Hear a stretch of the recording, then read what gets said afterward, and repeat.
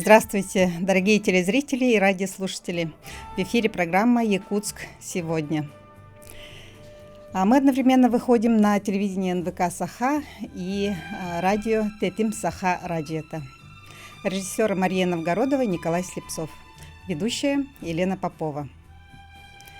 Сегодня в рамках финансовой грамотности населения мы поговорим об актуальных и очень серьезных темах. Это тема мошенничества и банкротства физических лиц. И сегодня у меня в гостях два гостя, которые готовы рассказать о мошенничестве.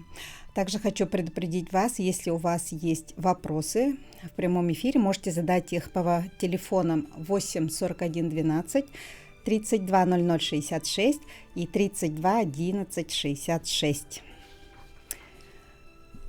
К сожалению, последние годы мошенничество вошло в нашу жизнь. И это десятки сломанных судеб и украденных надежд. Каким был этот год в борьбе с этим злом, расскажут люди, которые знают об этом изнутри.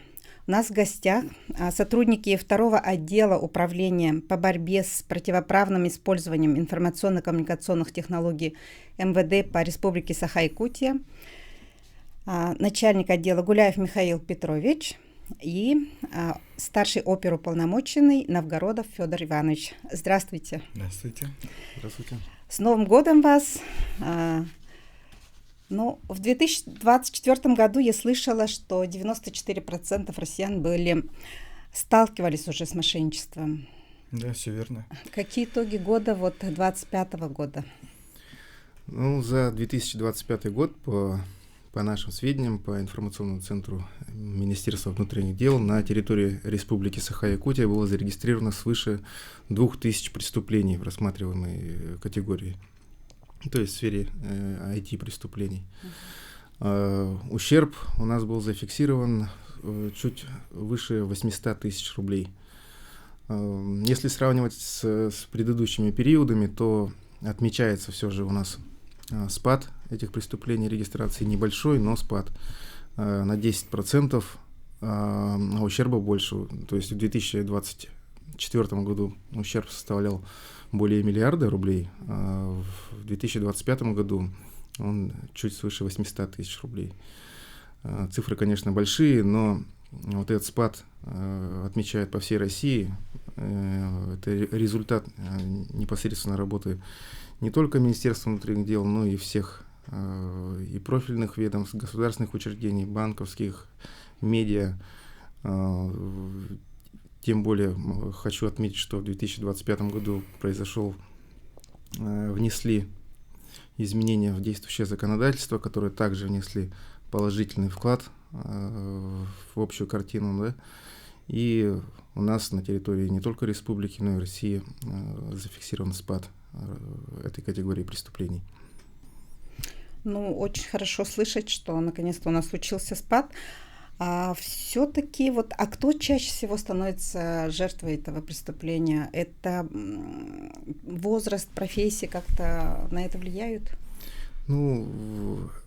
Вопреки, все равно у нас образовался некий стереотип, да, то, что мошенничеству подвержены люди в возрасте, которые финансово, может быть, не совсем продвинутые, да, как молодежь. Но по статистике все равно большинство потерпевших по мошенничествам является именно самый трудоспособный возраст. Это от 35 до 55 лет. То есть это рабочая группа населения, у которых есть, естественно, какие-то вклады в банках, может быть, и они, тем не менее, более подвержены. Платежеспособные граждане, можно сказать. А каким образом все-таки основной вид мошенничества касается их? Вроде бы действительно они уже разумные люди. Основных способов, можно сказать, очень много, но все равно идет к одному. Это в основном, то есть в большинстве случаев, это перевод денежных средств на безопасные счета. На безопасные счета. К этому подталкивают мошенники обычно разными под разными видами предлогов. Это и звонок ЖКХ о замене домофонов, замена счетчиков, звонок из Федеральной службы безопасности, Росфинмониторинга. Вот. Недавно также были случаи того, что звонили якобы с военкомата и просили граждан, у которых есть родственники, погибшие на специальной военной операции, вот, у которых имеются награды и которые могли получить начисления. Вот. С ними, например, разговаривают о том, чтобы они позвонили, то есть им звонят, и в ходе разговора у них начинают требовать СМС-коды о подтверждении, например, заявки о получении медали, либо выплаты социальной какой-нибудь. И вот на этом и играют мошенники. Вот. В основном они берут, как вам объяснить, это страх и... Ну, на самом деле, да. К любой категории людей есть подход. Есть подход обмана, да, человека? Да, они именно пользуются уязвимостью во всех существующих. У них надо понимать, что есть определенные сведения, да, которыми они обладают, там, скажем, база данных ветеранов, да, специальной военной операции или еще какими-либо. И они именно прорабатывают так называемые скрипты и по именно введению в заблуждение этой категории людей. И таким образом они имеют подход во всякие разные. К рабочим они могут написать от имени работодателя, к сотрудникам там, какой-то отдельной медицинской сферы они тоже могут написать от имени руководства там, каких-то курирующих органов, ну и так далее. Да, очень странно, действительно, каким образом можно от этого, вот какая у вас профилактика есть насчет этого, каким образом человек может не попасть все-таки в это, есть какое-то универсальное средство? Ну, универсальным тут является именно, так как основное оружие мошенников — это введение человека в стресс, введение человека в стресс, в страх, когда он должен принимать решения здесь и сейчас. Под действием вот этих эмоций человек выполняет такие необдуманные решения, да, как срочное взятие кредитных средств, перевод их на безопасный счет, да, хотя он день назад, может быть, читал комментарии там в новостях где-нибудь и сам удивлялся, как это люди переводят миллионами, да. На следующий день он может, его самого вогнали в стресс, то есть действительно такое состояние у человека есть, когда он может выполнять указания людей извне. И главным правилом поэтому является здесь, ну, что является универсальным, да, не торопиться и каждое действие обдумывать и проверять. Если какая-то ситуация случилась, необходимо обратиться к близким людям, к интернету, подумать хотя бы 5-10 минут. Это бывало просто спасало человека. Естественно, мошенники знают тоже об этом способе. И в разговоре всегда, практически во всех у нас показаниях потерпевших фигурирует то, что мошенники запретили с кем-либо общаться. Обычно же от близких отходят, я слышала. Ну, прям говорят, у вас там в жилище кто-нибудь еще находится? Людям отвечают, ну да, там супруга, дети. Ни в коем случае там не ставьте в их известность, потому что это является какой-нибудь там государственной тайной. Ну, в общем, лапшу на уши вешают, и человек послушно идет по его указаниям.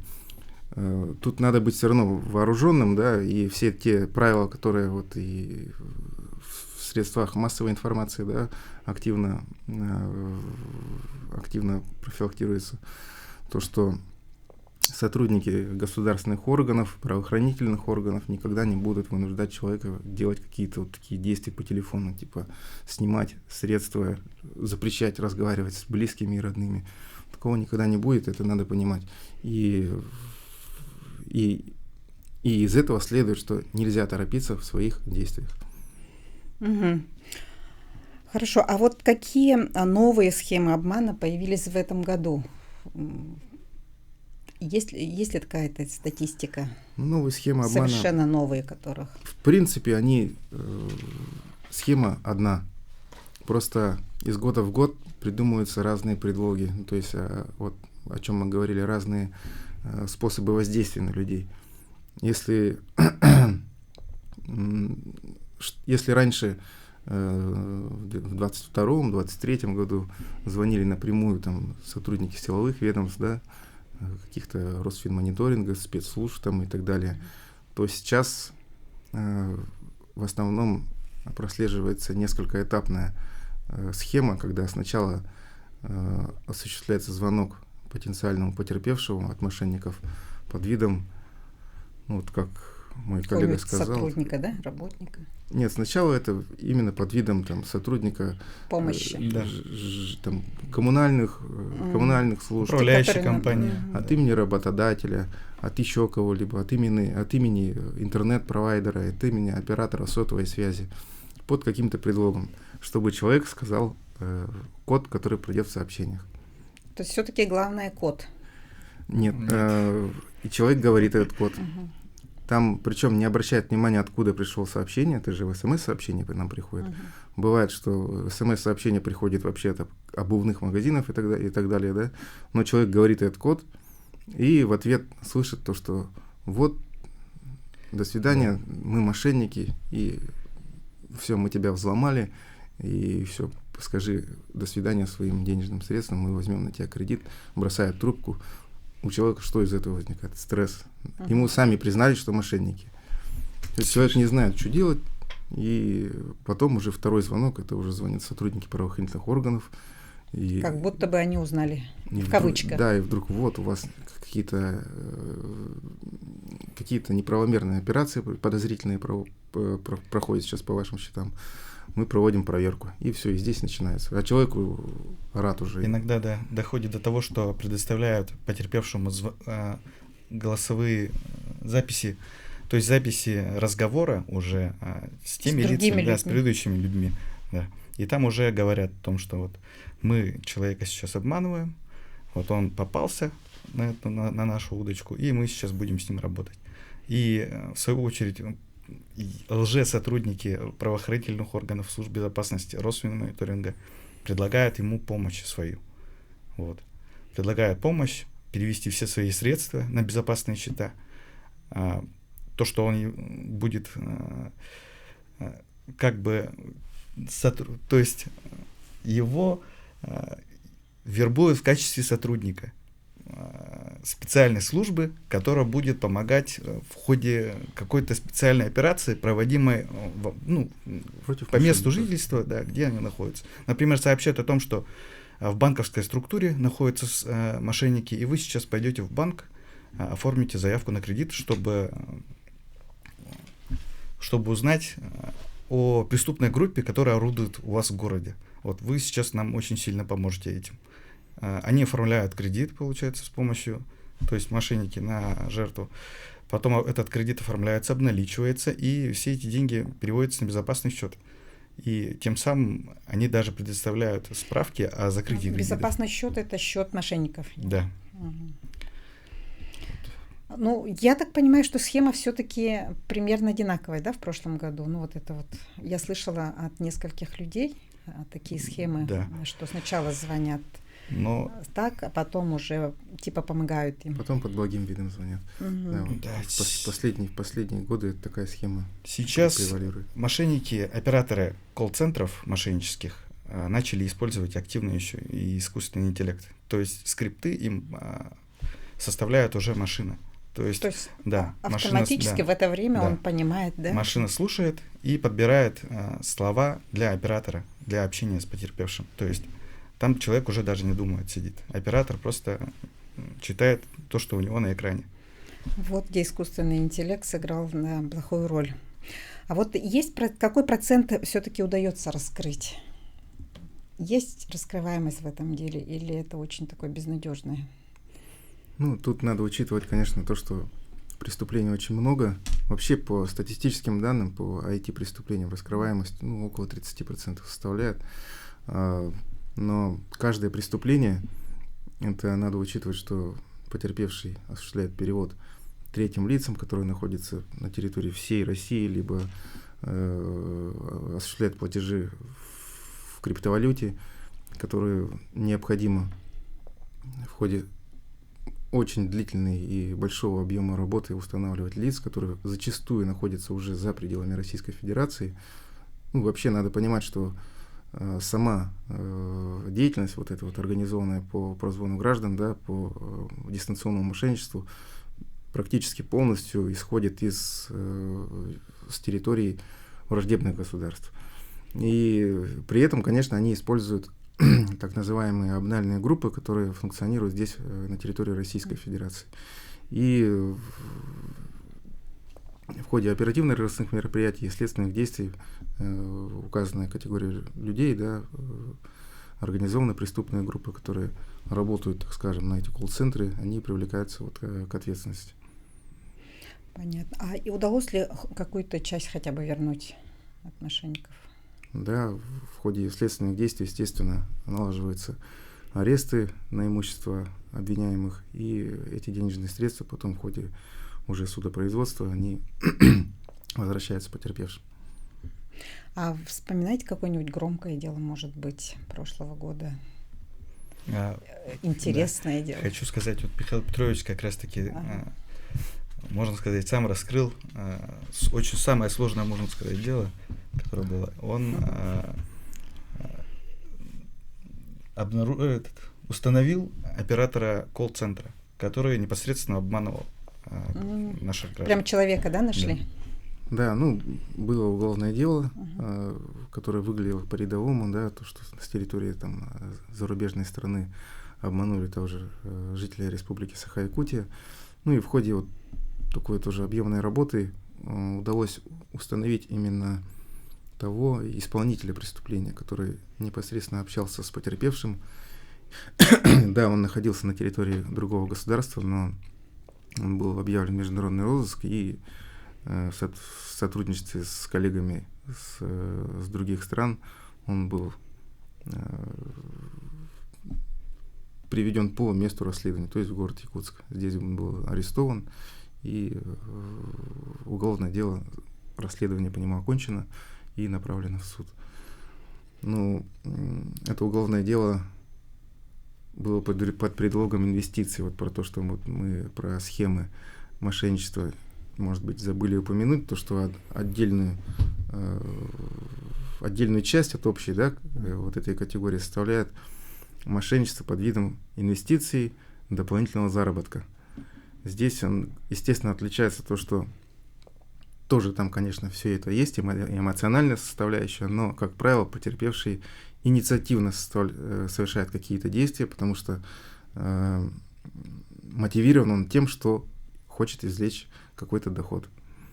Его не пугают там какими-то спецслужбами и так далее. Он сам хочет приумножить свои какие-то накопления, берет еще кредит, подсаживает его тоже на крючок немного другим способом.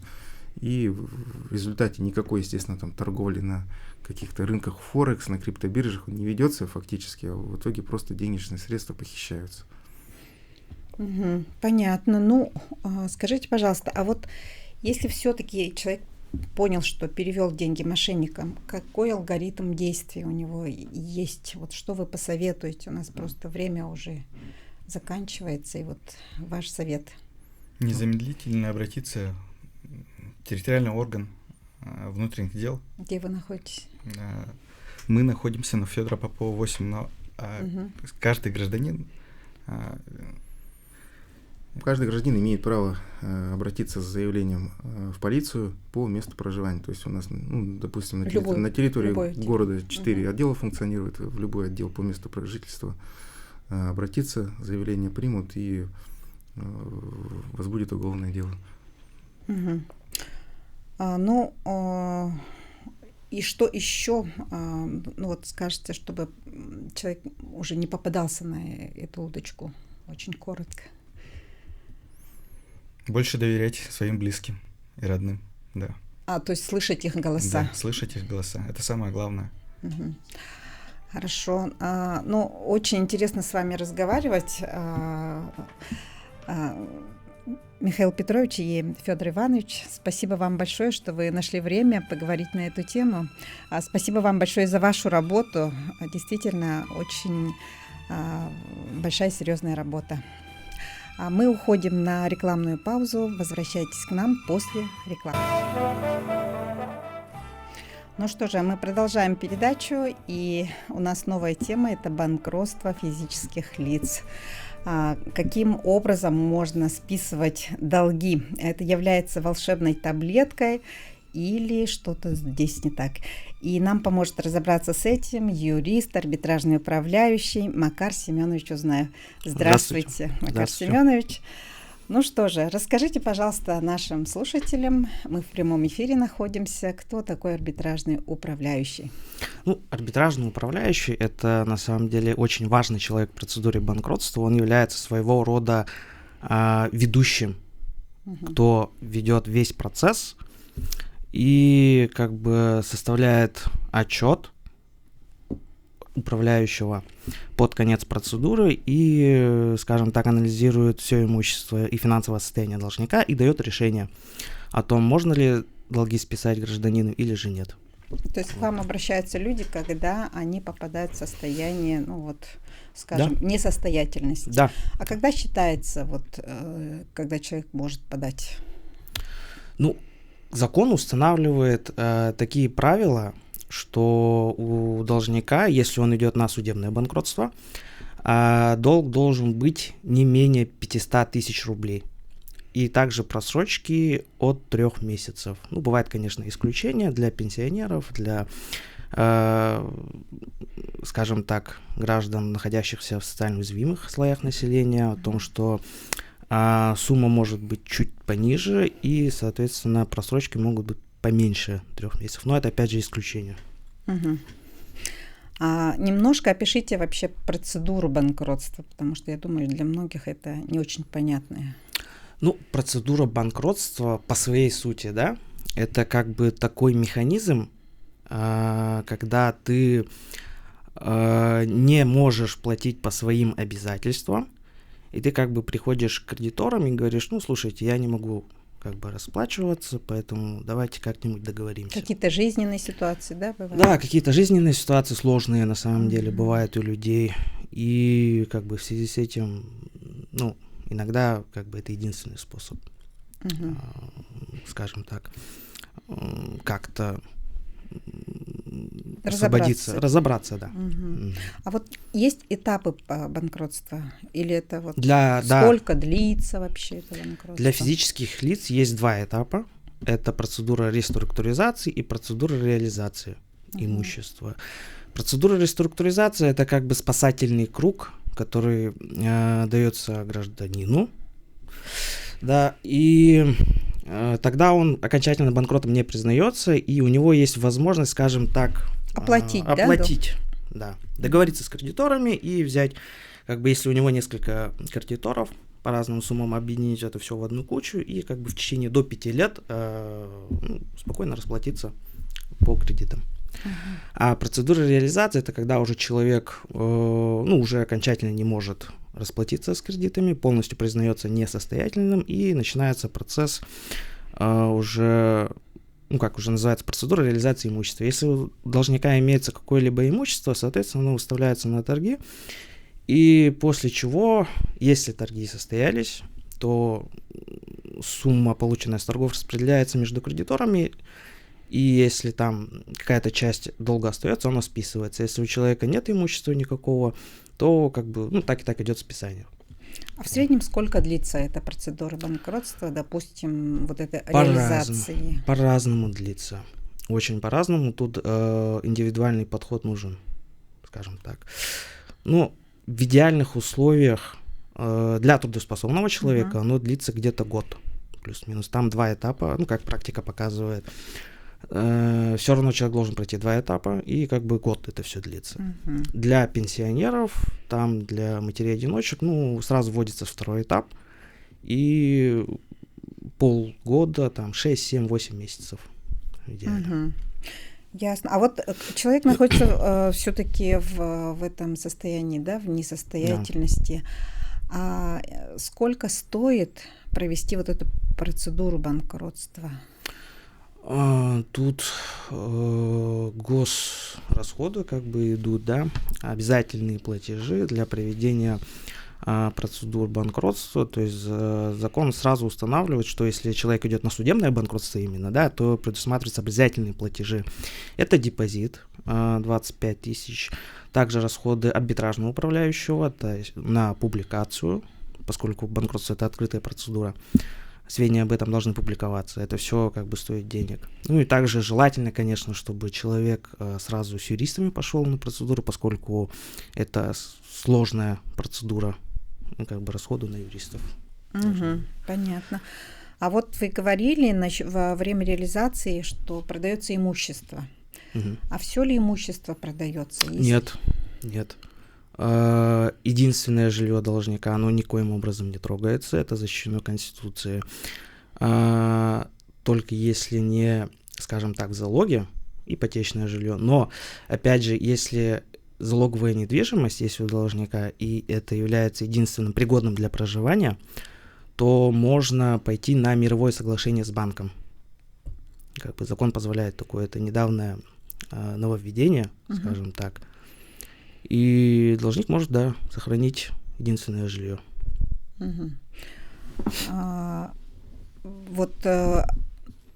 Какие долги не списываются при банкротстве? При банкротстве не списываются алиментные обязательства, если у должника имеется обязательство по алиментам. Штрафы по уголовным делам также не списываются. И если должник как-то недобросовестно получил кредит, ну, разные обстоятельства бывают, и если это выявится, то также могут не списать. Но это, опять же, вопрос такой, то нужно доказывать. Вот. И... ну, вроде все. А вот до перерыва мы разговаривали, вопросы мошенничества затрагивали. К вам приходят жертвы мошенничества? Да, приходят. К сожалению, их много, и для них иногда это единственный способ. А вот если все-таки человек не очень-то хочет быть банкротом, да, и есть ли другой способ как-то разобраться обойти банкротство? Ну, опять же, как я вначале говорил, есть процедура реструктуризации. То есть там человек не признается банкротом. Долги не списываются, и как бы если... у банков тоже есть... Судом принимается решение, да. У банков как бы тоже есть такая процедура реструктуризации. Но если банки сами отказывают, вы можете, да, действительно обратиться в суд и попросить реструктуризацию. И тогда такой человек не считается банкротом? Нет, не считается банкротом. Понятно. Ага. А вот если человек уже стал банкротом, прошел эту процедуру, что у него потом, как меняется жизнь, какие у него есть ограничения? Ограничения, скажем так, для рядового гражданина, я бы сказал, несущественные, но все-таки есть ограничения. Это то, что в течение 5 лет, когда должник обращается за новым кредитом, он в заявлении на кредит обязан указывать о том, что он проходил процедуру банкротства. Это в течение 5 лет. Вот. Также в течение 3 лет не должен занимать руководящие должности в юридических лицах, становиться соучредителем в юридических лицах. И в течение 5 лет также он не может вновь обращаться в арбитражный суд или в МФЦ за внесудебным банкротством. А руководитель — это первое лицо, да, имеется в виду? Да. Руководящие должности в юридических лицах. Рядовые должности, конечно, может занимать, но не руководящие. А если индивидуальный предприниматель проходит банкротство, это как физическое лицо проходит? Ну да, там для индивидуального предпринимателя, физического лица, как бы практически одинаковая процедура идет. Однако, если человек проходит именно как индивидуальный предприниматель, то в течение 5 лет он не может становиться также вновь индивидуальным предпринимателем. То есть после завершения процедуры банкротства статус индивидуального предпринимателя прекращается. Понятно. А вот есть такой вопрос: выезды за границу после банкротства, это восстанавливается или вообще это не ограничивается? Ну, таких ограничений, как правило, при банкротстве не устанавливается. Такое право действительно есть, но оно исключительное, и, как правило, оно практически никем не применяется. Это могут заявить кредиторы, но для физических лиц, если честно, там кредиторы не особо активны, поэтому если человек идет на банкротство и боится запрета на выезд, то как бы не стоит бояться. То есть в особенных случаях? Да, это прям в очень исключительных Это прямо случаях. судом устанавливается запрет на выезд. Ну, как правило, такого практически не встречается. По крайней мере, на моей практике ни разу не встречалось. А вот что касается все-таки эмоционального состояния человека, который подается на банкротство, в каком состоянии к вам люди приходят? Ну, скажу честно, в очень разбитом состоянии к нам обращаются, в состоянии сильного стресса. Человек всего боится, пытается найти какое-то решение, успокоиться. Ну, в первую очередь, человек, когда обращается, когда пытается пройти процедуру банкротства, в первую очередь он ищет способ успокоить себя. Вот. Потому что, действительно, очень стрессовое состояние. Там названивают коллекторы, названивают банки, все время напоминают о том, что у вас имеются долги и так далее. Особенно, когда приставы накладывают всевозможные ограничения. А вот когда идет процедура, вот это названивание коллекторов, да, от банков звонки, судприставов, они заканчиваются или они также продолжаются до окончания? Как правило, заканчиваются, потому что, опять же, процедура банкротства — это открытая процедура. И на открытых площадках выставляется объявление о том, что такой-то гражданин проходит процедуру банкротства. И банки, там, микрозаймы, как правило, за этим все отслеживают. И после того, как полностью началась процедура банкротства, все, звонки прекращаются. Ну, бывает, конечно, исключения от злостных коллекторов, но как бы коллекторы не всегда придерживаются законных методов, скажем так. А вот человеку, когда надо задумываться о том, что действительно банкротство есть как вариант, да, успокоиться, как бы закрыть старые кредиты, упорядочить свою жизнь? Когда идут просрочки, и возможности оплачивать ближайшие несколько месяцев, как бы нет.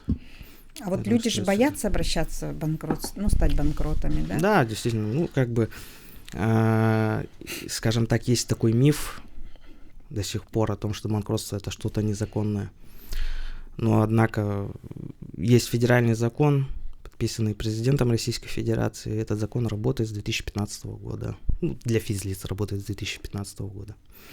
Вот вы сказали, что человек приходит к вам разбитый, в плохом состоянии, да, и проходит, допустим, процедуру банкротства. У них меняется состояние, улучшается? Да. Когда начинается процедура банкротства, человек уже, как правило, успокаивается, уже понимает, что работа идет, и как бы работа закончится, долги будут списаны. Поэтому, да. А еще же люди боятся судов. Людям надо самим ходить в суд.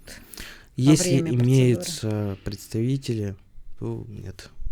То есть юристы? Да, юристы, если имеются, обращаются к квалифицированным юристам, хорошим, да, то как бы об этом не стоит беспокоиться, поскольку закон устанавливает такое право, что если у человека имеются представители, как бы представитель за него может ходить. А был ли у вас какой-нибудь особенный случай банкротства, что вы можете рассказать? Каждый случай, можно сказать, был особенный. Уникальный. Все процедуры что такие запомнилось? уникальные. Что запомнилось? Как бы сказать. К нам обратилась женщина, которая попалась в руки мошенников на 3,5 миллиона долга. Она пришла абсолютно разбитая, пришла вся семья, чуть ли не в слезах, просили помочь и, соответственно, помогли. 3,5 миллиона долга. Сколько времени прошло? По времени это прошло где-то 8 месяцев. 8 месяцев, да. Действительно, 8 месяцев прошло. Достаточно быстро. А вот по вашим наблюдениям вообще количество банкротств увеличилось или оно как-то стоит на месте? Какие изменения есть? С каждым годом увеличивается, конечно.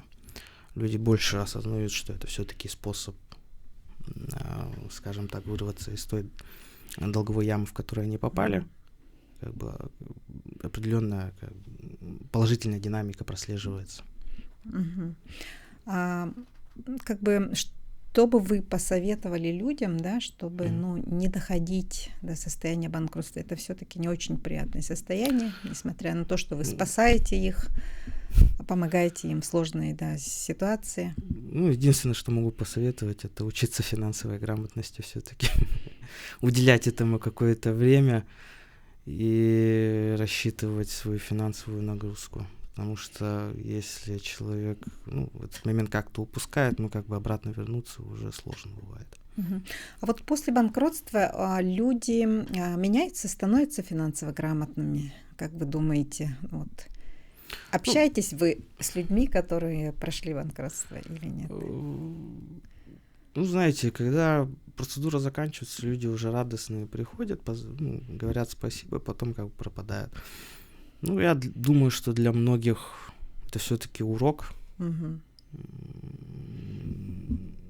Все-таки через такой путь прошли, через коллекторов, через звонки, через стресс, бессонные ночи. И да, действительно, для них это может стать уроком, научиться.